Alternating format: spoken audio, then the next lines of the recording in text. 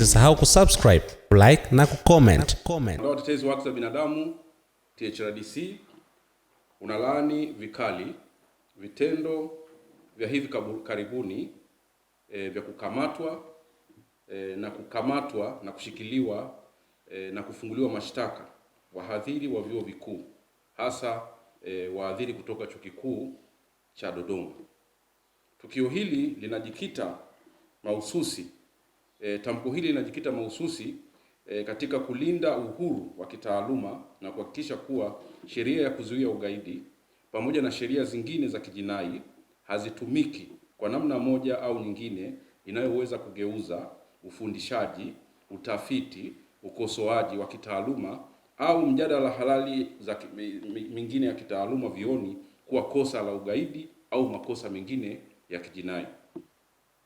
THRDC inatambua wajibu wa Jeshi la Polisi nchini ni kuzuia uhalifu, kuchunguza vitisho vya kweli dhidi ya usalama wa umma na kuwafikisha wahusika mbele ya vyombo vya sheria.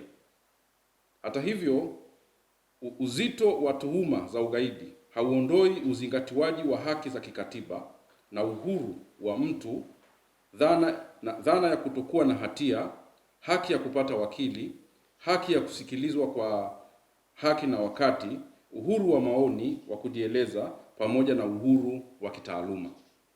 Tunasisitiza kwamba uwepo wa makosa ya jinai au makosa makubwa hapa nchini hauwezi kuwa sababu ya kuvunja misingi yote ya uhuru, hasa tunapokuja swala la uhuru wa kitaaluma nchini, kwa sababu mashtaka ya ugaidi yana madhara makubwa kwa nchi, uhuru wa taaluma, sifa na familia ya mtuhumiwa. Mamlaka zinapaswa kuzingatia kwa kiwango kikubwa na kiwango cha juu haki za watuhumiwa pamoja na utaratibu wa kisheria kabla ya kukamata watu na kuwatuhumu kwa makosa ya ugaidi au makosa mengine makubwa yasiyokuwa na dhamana. Mtandao pia inashtushwa na kukemea wimbi la sasa nchini la kutumia makosa makubwa kama vile makosa ya ugaidi, hujumu uchumi, uhaini dhidi ya makundi yanayoonekana kukosoa, kushauri au kutofautiana mitazamo na baadhi ya watawala. Ni jambo ambalo halina afya kwa taifa kuona makundi yote ya kijamii yanayojaribu kukosoa, yanayojaribu kushauri, yanayojaribu kukemea baadhi ya matukio yakigeuka au makosa haya makubwa yakitumika kama fimbo ya kuadhibu Watanzania hao. Kuhusu swala la wahadhiri wa vyuo vikuu, kwa ufupi, THRDC ina taarifa ya kukamatwa kwa wahadhiri watatu mwezi Julai 2026. Bwana Giovannia Revelenia Bikongolo wa Chuo Kikuu cha St. John kilichopo Dodoma, Bwana Titus Joseph Kituli wa chuo hicho cha St. John pia, na Bwana Melekizedek Kitunzi Kaijage, mhadhiri msaidizi katika idara ya sayansi na siasa, utawala wa umma, Chuo Kikuu cha Dodoma UDOM. Tuhuma mahususi dhidi ya Bwana Bikongolo na Bwana Kituli kutoka chuo cha St. John hazijawekwa wazi hadi sasa, na taarifa zilizopo ni kwamba wanaendelea kushikiliwa na Jeshi la Polisi mkoani Dodoma. Kwa mujibu wa Chama cha Wafanyakazi wa Kitaaluma Chuo Kikuu cha Dodoma UDOMASA, Bwana Kaijage alipokea wito kupitia kwa mkuu wake wa idara tarehe 3 Julai 2026 na alipoti katika kituo cha polisi UDOM tarehe 8 Julai 2026. Simu zake za mikononi zilichukuliwa, alikamatwa na baadaye kuhamishwa kutoka kituo kimoja cha polisi kwenda kingine. Tuhuma alizoelezwa awali ilihusu madai ya kuhamasisha maandamano ya Sabasaba kupitia mitandao ya kijamii. Ndugu waandishi na Watanzania, hakuna kosa la kuhamasisha maandamano. Maandamano kwa mujibu wa katiba ni haki mojawapo ya msingi ambayo imetolewa kikatiba. Yeyote yule anayehamasisha maandamano, anayepanga maandamano, hakufanyi kosa lolote la kisheria. Ndio maana tunajiuliza haya makosa yanatoka katika sheria zipi? Kwa sababu hakuna kosa lolote la kuwa, kama maandamano yenyewe sio kosa, sasa inakuwaje kuhamasisha maandamano igeuke kuwa ni kosa? Baada ya kushikiliwa kwa muda mrefu Bwana Kaijage alifungua shauri yeye peke yake kwa kusaidia na mawakili Mahakama Kuu dhidi ya mkuu wa kituo cha polisi UDOM katika Mahakama Kuu ya Tanzania masijala ya Dodoma.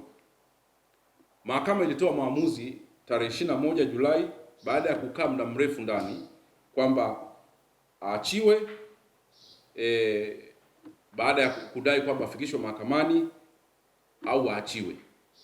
Kwa hiyo mahakama ilitoa maamuzi aidha afikishwe mahakamani au aachiwe, kwa sababu ndio utaratibu wa kisheria. Unapomkamata mtu ni aidha umwachie kwa dhamana ya polisi au mpeleke mahakamani kwa ajili ya shughuli zingine za kimahakama kuendelea. Kwa hiyo kwa kuzingatia vifungu vya 33(1) na vifungu vingine vya sheria mwenendo wa makosa ya jinai pamoja na ibara ya 15(2) ya katiba, mahakama iliamua kuwa kushikiliwa kwake hakukuwa halali na ikaamuru aachiwe mara moja kwa masharti nafuu ya dhamana.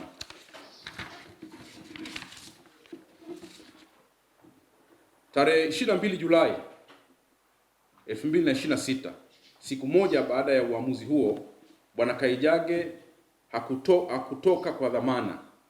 Badala yake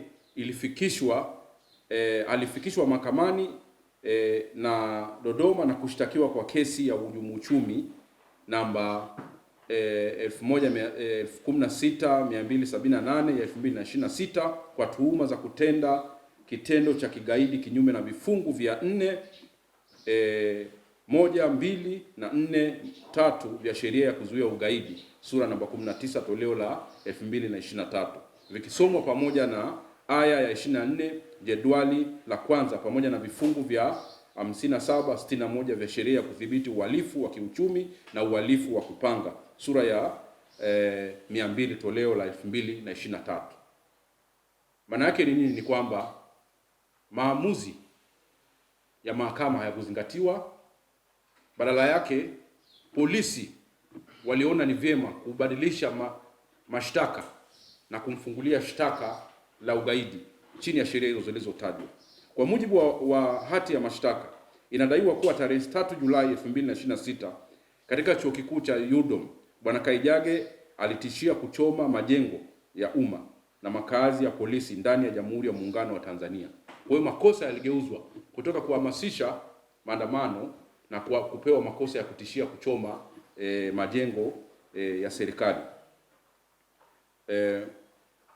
Jambo ambalo ni mamlaka Tanzania kwa nia ya kuwatia hofu kubwa wananchi bila kuamua hatia na kutokuwa na hatia kwake. Jambo ambalo ni mamlaka na mahakama. THRDC imebaini kuwa maelezo hayo yanatofautiana kwa kiasi kikubwa na sababu za awali za kushikiliwa kwake iliyoelezwa mbele ya Mahakama Kuu.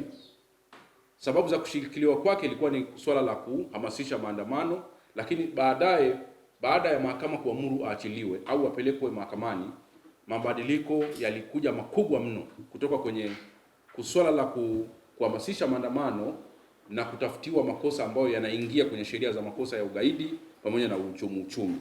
Kwa hiyo mtaona ni namna gani watu huwa wanapanga na kudhamiria kuwafungulia watu kesi. Kwa sababu inakuwaje leo polisi wanakukamata kwa kesi fulani, mahakama inapoamua kusimamia haki yako, wanarudi wanapanga wanakutafutia tuhuma nyingine. Hapo unaanza kuona mashaka ya namna jinsi tunavyotumia sheria zetu dhidi ya watu kadhaa wanaoonekana kukosoa au kufanya majukumu yao kwa mujibu wa taratibu na sheria za nchi.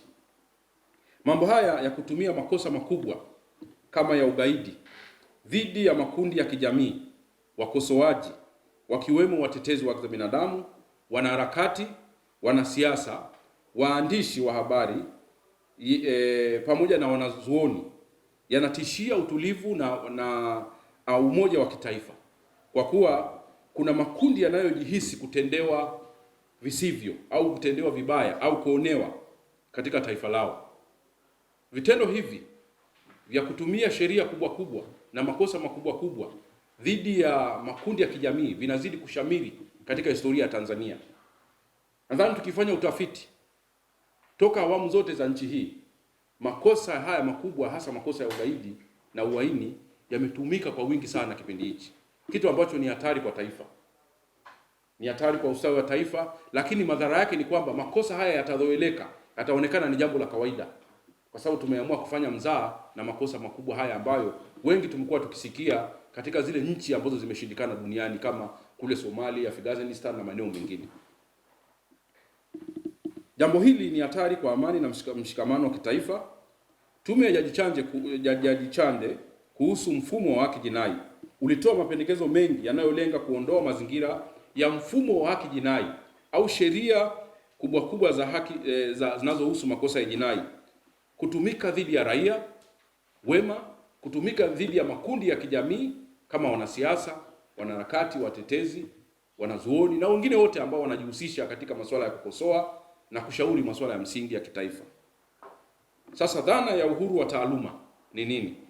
Azimio la Dar es Salaam la mwaka 1990 kuhusu uhuru wa taaluma na wajibu wa kijamii wanataaluma linafafanua uhuru wa kitaaluma kuwa uhuru wa wanajumuiya ya kitaaluma mmoja au kwa pamoja katika kutafuta, kuendeleza na kusambaza maarifa kupitia tafiti, kujifunza, majadiliano, uwekaji wa kumbukumbu, uzalishaji, ubunifu na ufundishaji, utoaji wa mihadhara na uandishi.